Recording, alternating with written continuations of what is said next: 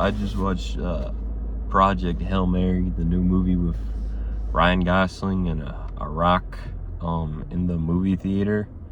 And this movie's like, it's not quite the same as Sinners type praise, but like it's getting around the same praise as that. It has a 4.4 on Letterboxd. And this is the first time I've been in a movie theater in Oxford that was actually packed. So that was fun to see. I didn't like the movie that much, but it was fun to see a packed theater. I appreciated that. But yeah, the movie was kind of weird. I will say the performances, even the fucking Rock, even the Rock, not the Rock, but like the Rock creature, even the Rock creature had a great performance. Ryan Gosling, star of the show. The lady who's like the military boss, she was also great. But I feel like they weren't directed well, because they were great in the funny scenes, and then in the scenes that were supposed to be emotional, they were kind of lackluster, because it's like they were told to just keep improvising funny dialogue. It was very weird. There are a couple scenes where Ryan Gosling cries. Both of them felt kind of weird, because he just seemed very like disingenuous, and he kind of, they all felt like the type of people who weren't taking anything seriously, and I found that kind of odd. But it was fun though. It was fun to watch, and fun when they were like cracking jokes and shit, The plot was kind of weak. I feel like the movie was very much like knew that the performances were its strong suit, because they really leaned into those, and the plot they didn't really lean into as much. Kind of felt like Ryan Gosling and the Rock creature were dicking around for like an hour basically. And it was very weird. Also wasn't a big fan of some of the editing choices that were made. My big one I'll talk about later, but so there were like multiple scenes of conversations, especially during the Earth parts, that were supposed to be very like tense, and like, setting up the plot, but they're joking right beforehand, so then they cut to like the little funny things that are going on during these conversations, the little jokey things that are going on, in order to like, I don't know, make the audience laugh. But to me, it just felt like it was taking away from the tension, and I didn't like that. It kind of took me out. There's this particular one where Ryan Gosling is finding out about the whole mission, Project Hail Mary thing, and he's like cracking jokes with like this one scientist guy right before, and then as the military lady from Germany, as she's going on about the spiel about what Project Hail Mary is and how they're gonna go to the stars and shit, there's a random cut to the guy, because like there was like a line referencing what he and Ryan Gosling were talking about, and it was just like, that didn't need to be there, and that was weird. And there was a whole bunch of other shit like that. That was just the one that stuck out to me the most, of like that was a bad decision, because now I don't feel the tension of this conversation anymore. And then I think the whole idea of it picking up with him waking up in space and he doesn't remember anything, I think that was a bad decision, because it kind of just seems like he's dicking around for like the first hour while he's like remembering his life and shit. And then like I just feel like the space shit was just going nowhere, and I would just much rather watch the Earth shit, because like the space shit, there's nothing fucking happening, except I'm trying to remember who he is. And then when it gets to the reveal that he actually didn't want to go on the mission in the first place, and was like basically forced to do it, I feel like that takes away from his whole character arc, and it kind of ruins him as a character.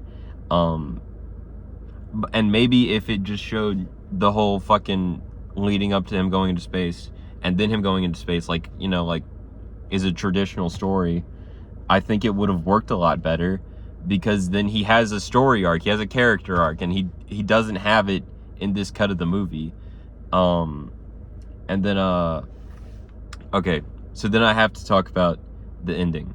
So after they get the fucking bacteria that's gonna kill the Sun Eater shit, they're like, okay, I'm going home. And then the rock creature's like, I'm going home too. And then they part ways, and I'm like, yeah, the movie's over. There's nothing else. And then it's like, oh fuck, the rock creature's gonna die actually. And then he's got to go back to save the rock creature. And then also, before then, the rock creature like has like 2 fake out deaths. This is the second one. The first one also went on too long. It was like, yeah, we get it, he's not gonna die, because Ryan Gosling keeps talking to him like he's not dead yet, even though like it seemed pretty clear that he was dead. And I think it would have worked a little bit better too, even though like there were some loose ends, but they could have been wrapped up, you know.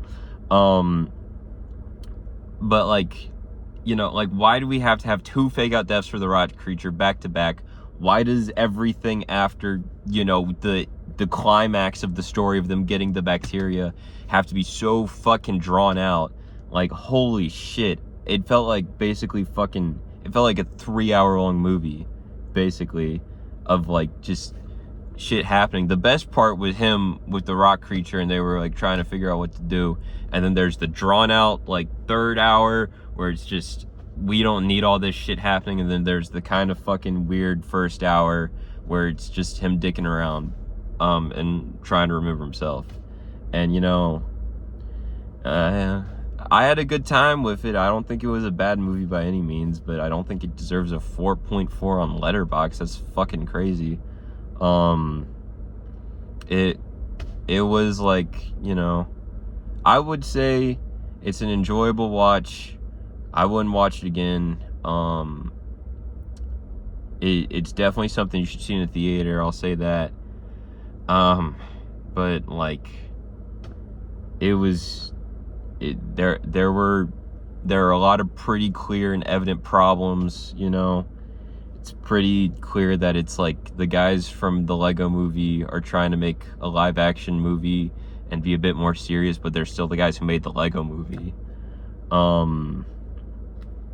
It was fun, but not anything to write home about, except for Ryan Gosling and the other actors' performances. So I forgot about this part, but the soundtrack, okay, I didn't know this was by Amazon, because I low-key don't pay attention to marketing for any movies. I just see them if I just see them if they look interesting enough to me. So I didn't know this was by Amazon. And then when I saw it, I was like, oh fuck, you know, there's gonna be some bullshit in here. And then the bullshit was the soundtrack this time. Soundtrack was so fucking corporate and Amazon coded and just being overused. It was just blasting in the ears and shit. And then there are these corny moments where they cut the soundtrack off and there's like nothing, you hear nothing. And I guess it's spaceship, but like it was low-key like bothering me because the music is swelling super high and then all of a sudden it's just radio silence, and that was like, what the fuck. Also, I thought the ending didn't make any sense, because like clearly the fucking rock creatures have more of the like special substance that his engines need to take him back to Earth. So I was like, why don't they just, why is he on the fucking planet? And they do kind of address it, but to me it's like, why is he even considering staying there? Like, you know, because like he clearly had some kind of a thing with the German military lady, and she clearly cared about him more than she was letting on, which is why when she fucking like drugs him against his will, it felt so fucking weird and just kind of out of character. And like, just, there's weird shit in this movie. This movie is weird. It's fun though. It is fun, but there were just choices made that I did not like. 7 out of 10. It was also low-key a ripoff of Arrival, which is a much better science fiction movie.